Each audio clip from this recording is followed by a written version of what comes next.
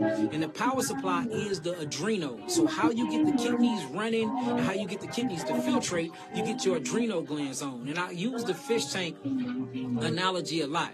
If you got a fish tank, right, which is the body, and then you have the fish, which is the cells that make up the body.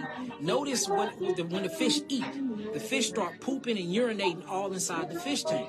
If you don't remove the poop and the feces and the urine that the fish is accumulating inside the fish tank, the fish will go septic and then they die. Or what happened is algae build up on the actual fish tank. So what you can do is you can do a natural thing and put algae in bottom feeders in the fish tank to eat up the poop, to eat up the urine, to help break it down more, or to eat the algae off the fish tank. Or you can get something called a filtration system.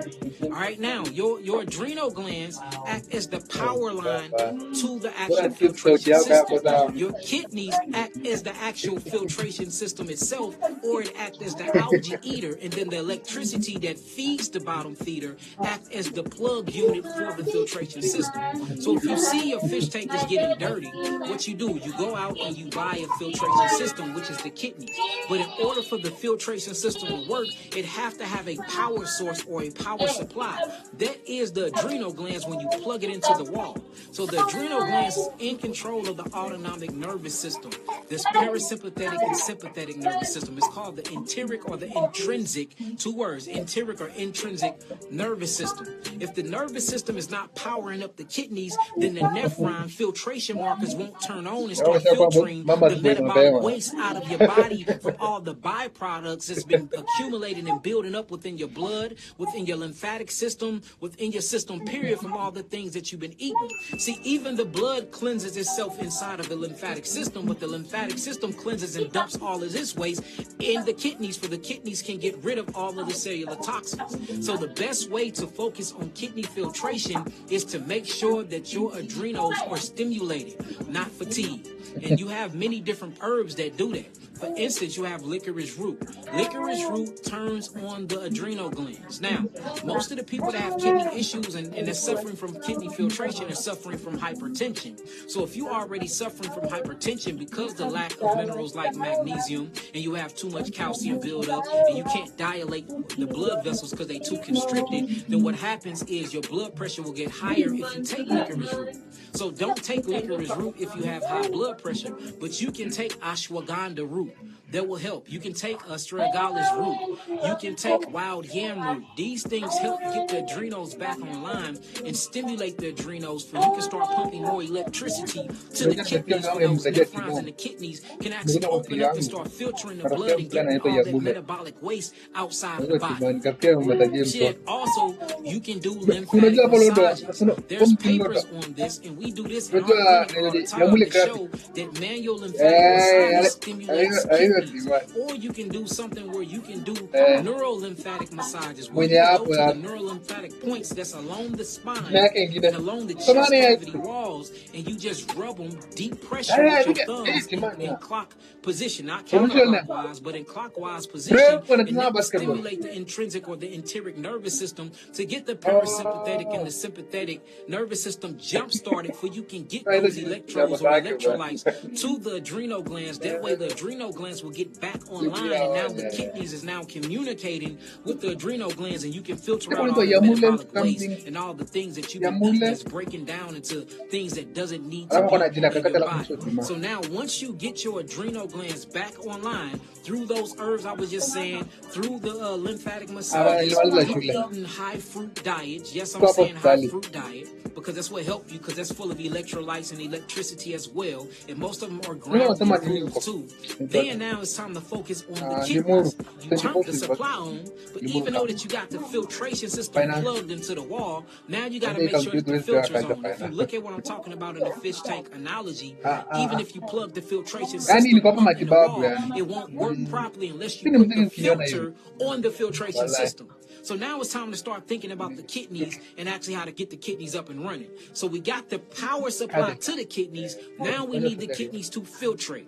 How you get the kidneys to filtrate is by jumping rope, moving the lymphatic system, rebounding. Not only that, herbs like parsley is very, very good for the kidneys. Very good for the kidneys. Parsley and stinging nettle and juniper berries is probably my 3 top favorite kidney herbs. You see what I'm saying? So now you got 3. I gave you 3 herbs to get the adrenal glands up and running, right? Plus a massage. I gave you an exercise like jumping rope. You see that? And gave you 3 herbs for the kidneys. Now we can focus on the lymph. I want y'all to focus on the kidneys and adrenals before you start moving your lymph. Because if you move your lymph, and your lymph is the sewage system of the body, and we talk about this all the time about how the body is made of 150 trillion cells, and these cells are miniature yous. They're universes that make up who you are. They have organelles, you have organs. They have small parts, you have small parts. They have their own endocrine system, like you have an endocrine system. They have a respiratory system, you have a respiratory system. They have something called the vacuole, you have something called the bladder. They have a digestive system called the mitochondria.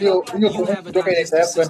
They also have cellular respiration, how they breathe through the mitochondria. You have a respiratory system. So every single organ or organ system that's in you as a human being, you actually have these same organs inside of your cells on a smaller unit called organelles. So your cells eat. And if they eat, you have to defecate. Your cells drink. If they drink, they have to urinate. Your cells are living and breathing. They're moving. They're actually living entities. So they use energy. You cannot use energy for free. Whenever you use energy, you create a byproduct. So the blood is what feeds the cells the phytonutrients. I call it the fabulous 5. And the fabulous 5 will consist of the lipids. Because your brain eats lipids. You need lipids and you need cholesterol. You need these fats. You need these unsaturated fats and these polyunsaturated fats because that's what your brain eats. Also, amino acid or carboxylic acid. You need those to rebuild the physical molecular structure. You see that? Carbohydrates. You need non-refined organic carbohydrates. That's what your cells and your muscles actually eat. And the hydration part actually keeps you hydrated. You need minerals. Your minerals or your cations and your anions. This is the electrical unit that keeps your nervous system stimulated. But you can actually have life. And last but not least, you need enzymes. And all these things create enzymes. And enzymes actually tell hormones what to do with inside the molecular structure. And oxygen, of course. So that's your fabulous 5. You need those fabulous 5. It's essential for the cells to have those or they can't live. If you're not feeding the cells that, then of course you're going to get what they call disease. But if you are feeding the cells that, guess what's going to happen? The cells are going to eat all these things and then they're going to go through a cycle. And the cycle is going to go through digestion and then they have to poop and pee them out. But when the cells poop and pee these things out, you have something called the lymphatic system. So what happens is you go through something called mitophagy, which is called mitochondria autophagy. Then you're going to go through something called chaperone autophagy. This is where proteins start breaking down. And then you're going to go through regular autophagy or autophagy. And this is when leukocytes or white blood cells literally leave tissues at night and surf through the bloodstream and they start to break down the accumulated things or things that you don't need anymore, and they either recycle them or they engulf them, go through something called phagocytosis. Then they take them to what you would call lymph nodes. The lymph nodes have a bunch of macrophages or macrophages inside of them that break them down more. Then it goes through these lymph vessels and it ends up at the kidneys, and then you process it out and filtrate it out that way. So what happened if you move the lymphatic system and the lymphatic system starts taking on all that waste, but your kidneys and your adrenals not working?